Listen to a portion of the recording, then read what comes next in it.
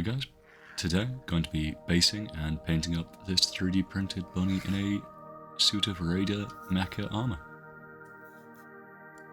So I sculpted this model myself in Blender, then printed it out on an Elegoo Mars. I think I used any cubic standard resin. Then we're just going to stack it on top of a scrap piece of styrofoam, and we want to have him stood on a rock and probably some kind of water feature going underneath the rock. So we're going to round out the platform he's standing on and then carve an underpass into the backside of it.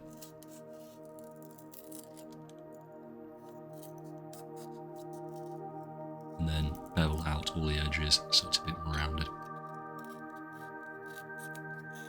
Now, if you are cutting towards your thumb, make sure that the base of your thumb connects with the non-bladed portion of the knife so you have a safeguard if the blade does slip towards you. Then just dry fitting again, and we're going to get our tinfoil blob, a previous star of another video, and we're going to roll some rock texture onto this platform. And using the edge we can just push in the side, give it a slight overhang. I want this to be recognisable as post-apocalyptic, so I'm going to add a section of man-made rubble. Then smoothing out and texturing it with the tinfoil ball again. And next we're going to get a paper clip and trim a length of it. Then using a pair of clippers we're going to bend that piece of wire forward and backwards to give it some texture, and if you want to you can cut away parts of the plastic coating to give it like a rebar appearance. Then we're going to push that through the styrofoam brick that we made. Again, be careful, don't press with your finger on the end of the wire because that's more liable to go into your finger. Then if you do accidentally lose a bit of the styrofoam, just use the tinfoil rock and smooth it out. Now, taking a sculpting tool, we're going to crisscross a pattern over the rock. This is going to be a kind of deep crack that's formed on it and might have some vegetation coming out from it later.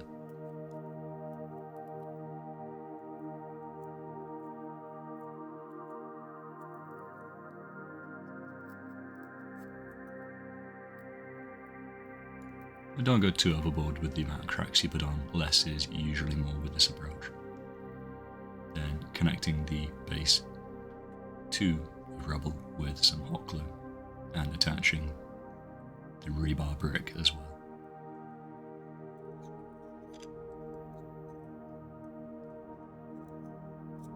And make sure you remove any glue strings you get. I have some small chunks of cork that I'm going to use to add some bulk to the base. Also means if they show through the flocking then we'll have some texture to them. And some offcut pieces of styrofoam as well that had been rolled with the tinfoil ball. Now, mixing up a kind of coarse flock with some PVA, we're going to make that into a fairly thick paste, and we're going to use that to fill the gaps on the base and add some dirt and turf to it. I'm leaving a section clear underneath the arch where I can add some water effects later.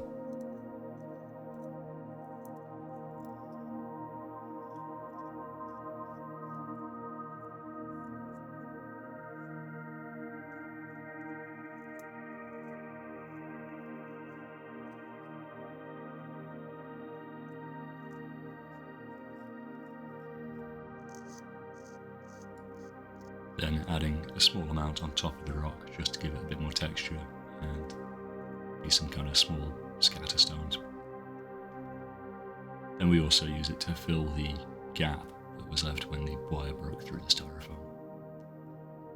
Next, trying some small aquarium rocks, just going to poke them into the grouting while that's still wet. Then we have a nice build-up of various textures on this base. Then, using some black gesso, we're going to coat the entire thing with a nice thick coat. Doesn't matter too much if there's a bit of the grouting or the rock showing underneath, but you ideally want to cover all the blue from the styrofoam at this point.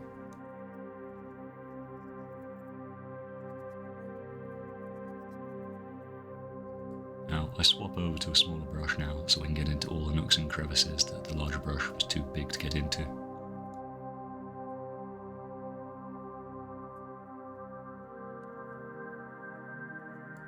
And once that's done, put it aside for 24 hours and we'll move on to priming the Mini. So using Vallejo Surface Primer, just going to brush on a coating all over the model.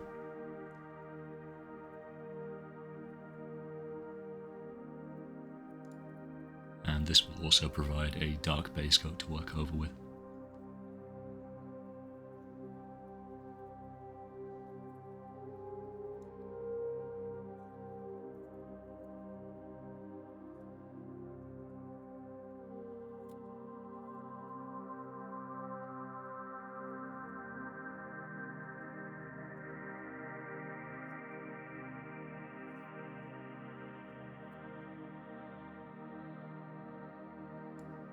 And we're doing the feet, leave the centre of the feet unprimed so they'll have a more of a contact point for when you glue it onto the base later. And moving back to the base, we're going to grab a mid-brow and we're going to give a fairly thin coating over the entire thing. We don't want to flood the entire thing, we just want to hit all the surfaces and give some colour to it. Then, mixing in some white and black, we're going to move that over to mid-grey colour, and we're going to give that a coating over the entire thing as well, leaving just a little bit of brown visible in the cracks.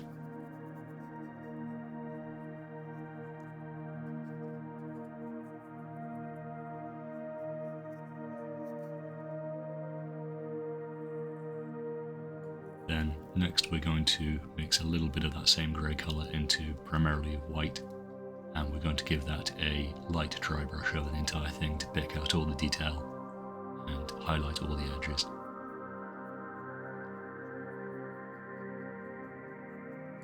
Just hitting the entire thing, and this will kind of tie it together, make it all look like the debris came from the same thing, but that there is still some dirt and earth poking out underneath it from where the base coat shines through. Then adding some green to that grey mix we used earlier, just going to paint in the water feature at the back. I want it to be kind of a sludgy, toxic looking river. And then also going to just dab that into a few of the crevices so we have some kind of seepage or some vegetation that's just showing through underneath.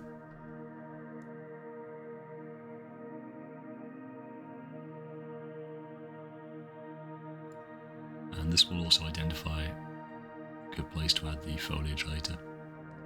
With some Vallejo water texture paste, just going to dab that in, and that will take a fair while to dry. Which is a great time to move back over to the bunny and start painting him. Now it doesn't matter if you go over the edge of the river a little bit. It's quite a thick paste, so it has kind of a flowing texture ripple to it.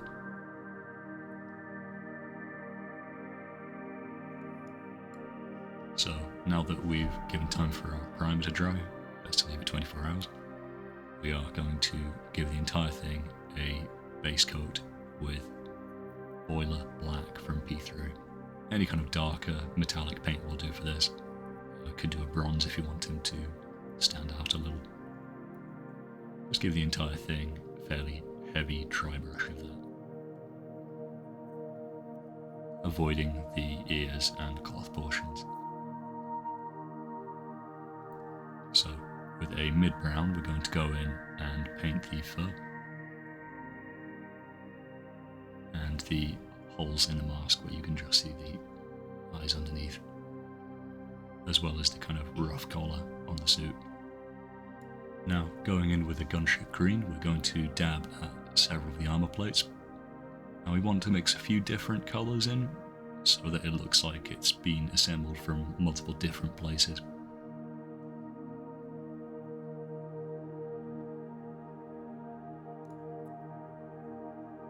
And we're also going to use it to base coat the missile launcher so that looks like it was lifted from some kind of military base.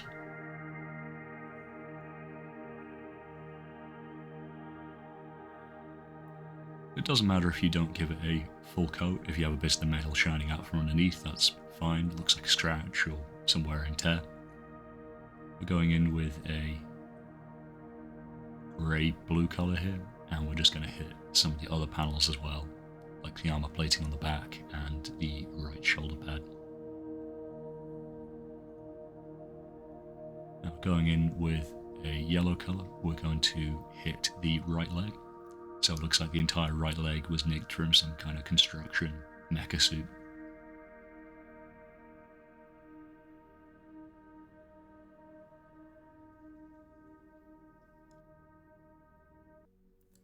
You can use any colours you want for this. Red would probably work quite well. But we're going to be hitting the entire thing with some rust later to tie it all together. So a lot of these colours will be subdued. Then of course paint the tip of the missiles red.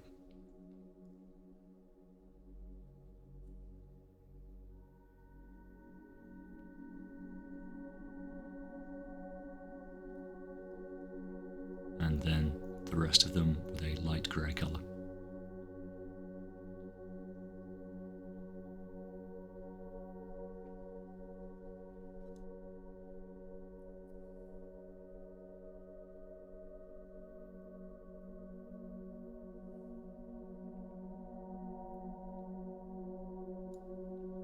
Then, with a watered down pink, we're going to go in and do the inside of the ears.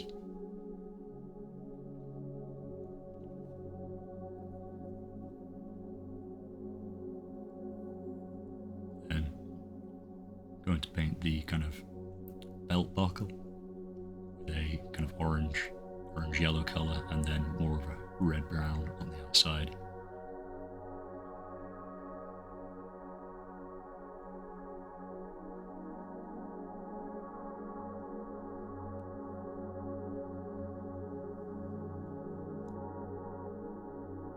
So now we're going to hit the entire model with rust. And we're going to do this by alternating between using a loaded brush with water and with paint. So we're going to have some stronger concentrations of rust and then some where it's just seeping into every kind of crevice on the model. So on the front, we're giving it kind of a watered down coat. And then we're going back and hitting it again with more of the red paint to give it some variance in density.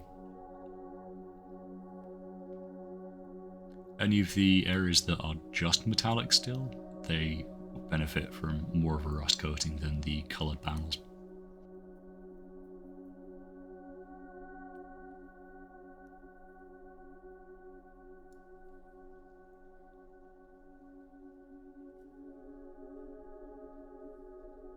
Then we're also going to go in and hit some of the panels again with a yellow colour, just to represent some variance within the rust and the style of it.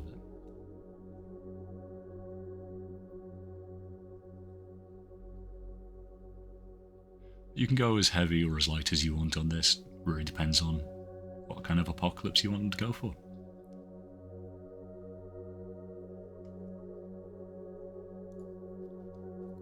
Now with a lighter tan colour, we're going to pick out the horns on his helmet and the tips of his ears on the top side.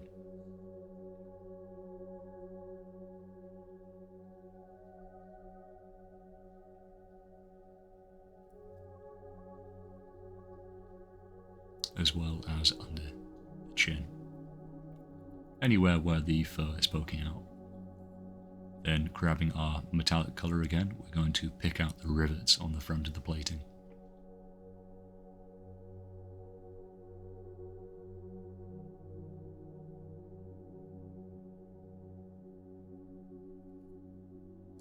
As well as the edge highlights on the blades on the shield and the rocket launcher bayonet.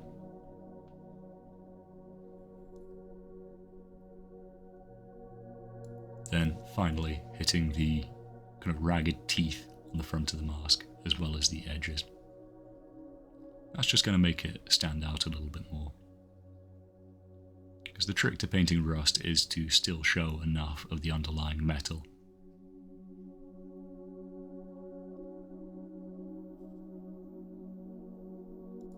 So now we're going to add some foliage. So I've got some clump foliage and some decorative lichen or lichen. And we're just going to dab some PVA onto the base and push some of the green clumps into that.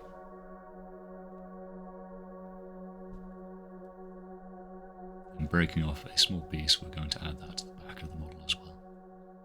And glue onto the base. Then, final step is to grab some static grass clumps and stick them around the model. Putting these along the crack line so it kind of represents the grass growing through the rock. As to the post-apocalyptic theme of it. And once you've got a nice variation, we can call it done. So yeah, really happy with how this guy came out. If you want to buy the file, it's on my manufacturing page. It's available for $3. Comes pre-supported. And yeah, just wanted to show how easy it was to make a base with some leftover materials.